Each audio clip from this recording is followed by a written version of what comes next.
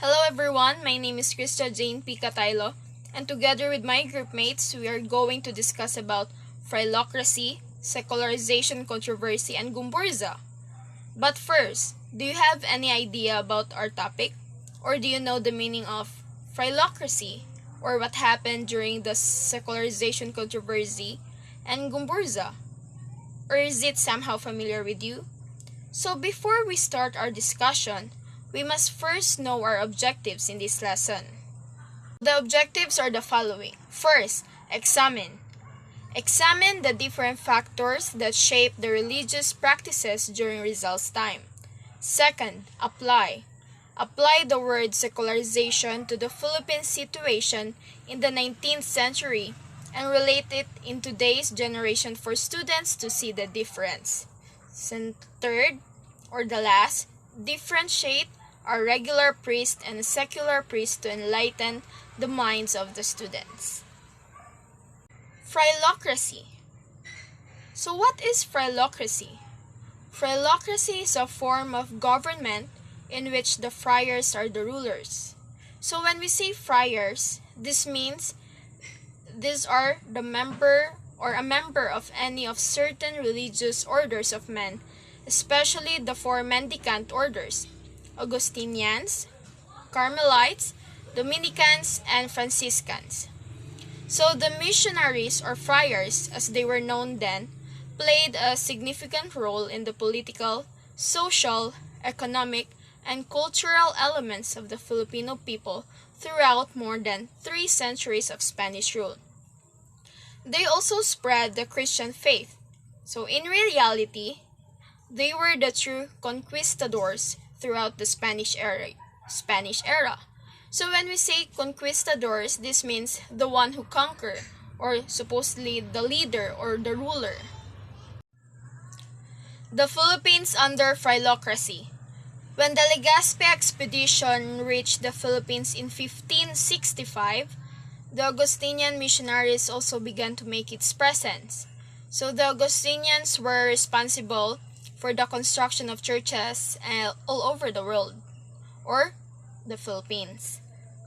So other religious orders followed, such as the Franciscans. In 1577, the Franciscans took care of the converts among them and encouraged the Philippine authorities to maintain contacts with Japan with the backing of the Bishop of Manila. So in 1581, the Jesuits arrived. So the Jesuits served as ambassadors and sailed as chaplains in the Spanish ships that fought the Dutch for the sea lanes of Eastern Asia. So next is Dominicans in 1587. The Dominicans spread the faith in the Philippines mainly by the example of their holy lives. They were men of prayer and mortification, lovers of poverty, chastity, and obedience, ready for any hardship, and if necessary, prepared to lay down their lives for the gospel. So next, 1606, recollects. So they were builders and organizers of churches and cities. They were good preachers and evangelizers, bringing the good news to the farthest boundaries and the innermost territories. So next is the Benedictines. So the Benedictines, they ran schools given to them by the Jesuits and taught the natives the mysteries of the faith, as well as music, arithmetic, Spanish grammar, ethics, geography, history, and elementary science. So all of these missionaries, their primary role is to propagate Christianity among the natives of these new conquered islands, which is the Philippines. The King of Spain had the power of Patronato Real. So as the Pope gave the King of Spain the power of Patronato Real, the state and the church in the Philippines was unified. So when we say Patronato Real, it is the expression of royal patronage controlling major appointments of church officials and the management of church revenues, under terms of concordats with the Holy See. So thus the colonial government appoints and pays the salaries of the archbishops, bishops, and the parish priests. They also funds the churches, schools, and charities run by these religious orders. For these missionaries to have a self-sustainable life, land estates known as friar lands were granted to them, thus making them landowners and later merchants. Friar lands referred to where the unassigned villages or lands belonging to the government, lands which had been usurped by the religious orders. They started to become influential not only economically but also politically. They reigned supreme even in government matters. Some even act as governor-general until 1762. One example is Manuel Rojo, the last archbishop to hold such high position. Another development is the scarcity of secular press to manage the parishes. This vacancy led to the appointment of the regulars, especially in the rich and developed parishes. This event started FRAILOCRACY or monastic supremacy in the Philippines. By the way, I am Ohio Luke Joshua and the next reporter is Gwen Ira Cereales. I am Gwen Ira Cereales and I am going to report the role of the friars. So in 19th century, when the Philippines was under the governance of the friars, there are good things that happened during that time which shaped our country. So aside from spreading the word of God, the missionaries helped in pacifying the country to create peace when there was war. So they created more than 300 towns, built churches, roads and bridges, and other infrastructures. They also established schools, colleges, and universities, hospitals, orphanages, and asylums across the country. They become the carriers of the Western culture. Many friars contributed much in the development of the printing press, medicine, science, architecture, music, grammar, dictionaries, literature, and the arts, which eventually become the part of the Filipino culture as we all know. They also introduced new crops, plants, and animals from the Mexico and Europe. They also taught the natives new industries such as dye making, bricks, and tile making. So in the next slide, the parish priest, which is the most powerful figure in the town or pueblo. Even if he is the only Spanish in town, he was feared and obeyed by the people, and was often kissed on the hands as a sign of respect of his great influence.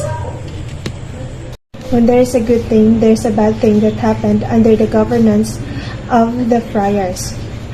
So the Filipinos' reaction to the FRAILOCRACY, as the friars became powerful, abuses among the Filipinos took places.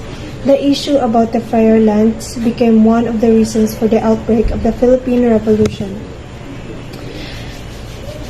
The friars owned most of the lands, particularly in Tagalog region. Mortgage foreclosure and outright land grabbing were frequent. Abuses made by friars among his constituent or flock were observable, and we can't deny that.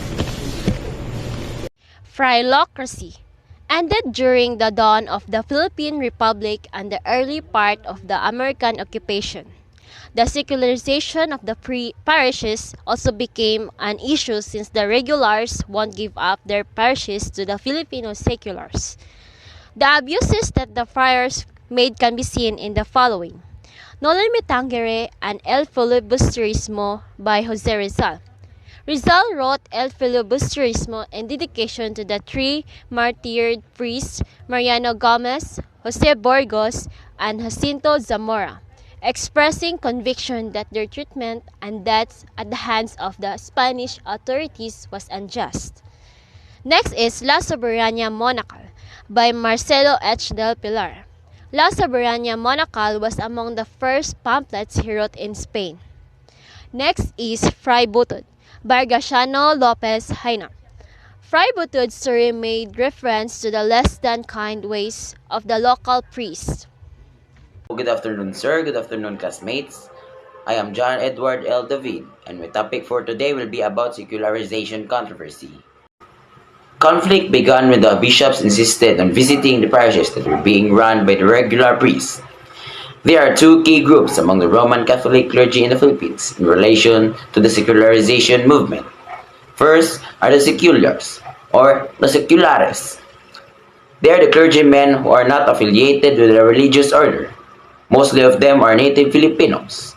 Next, the regulars, or the regulares.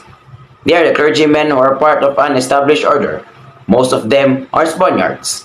The secularization movement in the Philippines was a movement in the Philippines under the Spanish colonial administration from the 18th to the late 19th century for greater rights for native Filipino Roman Catholic clergymen.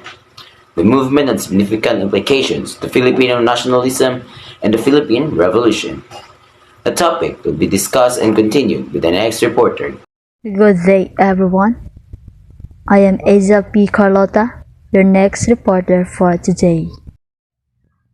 In the Philippine context, the secularization meant morally nationalizing the Catholic Church by replacing the priors with native secular priests. This was a reaction to the Spanish priors who were perceived as obstacles to education, progress, and freedom. Pedro Pelaez, from Laguna, one of the native priests which led the movement in that period. An academic response to send a representative to Madrid, wrote pamphlets and petitioned the Queen of Spain for to support to advise his advocacy. Momentum of the movement was disrupted due 1863 Manila earthquake which caused his death. Jose Burgos, 1833 to 1872, was a Filipino Catholic priest and a leader of the secularization movement, referring to the full incorporation of Filipino priests into the Catholic hierarchy of the Philippines, then dominated by Spanish priors. After the death of Pedro Pelaez, other priests including GOMBURZA continued to fight for the secularization movement. In 1787, the colonial government in the Philippines petitioned the Charles III to put an end to secularization policy. The Spanish government rebuked its secularization policy in 1826, despite the Jalisci's position of discouragement against the permanence of a religion order in governing a forest. Secularism in the Philippines nowadays defines relationship of the Philippine government with religion. Officially, the Philippines is a secular state, but religious institutions and religion play a significant role in the country's political affairs. Legal pluralism also persists with application of Islamic personal laws to the country's Muslim population. Legal pluralism is the existence of multiple legal systems within one society and/or geographical area. Good day, everyone. Today we're going to tackle about the FRAILOCRACY, secularization, controversy, and GOMBURZA. This time I will be discussing about GOMBURZA.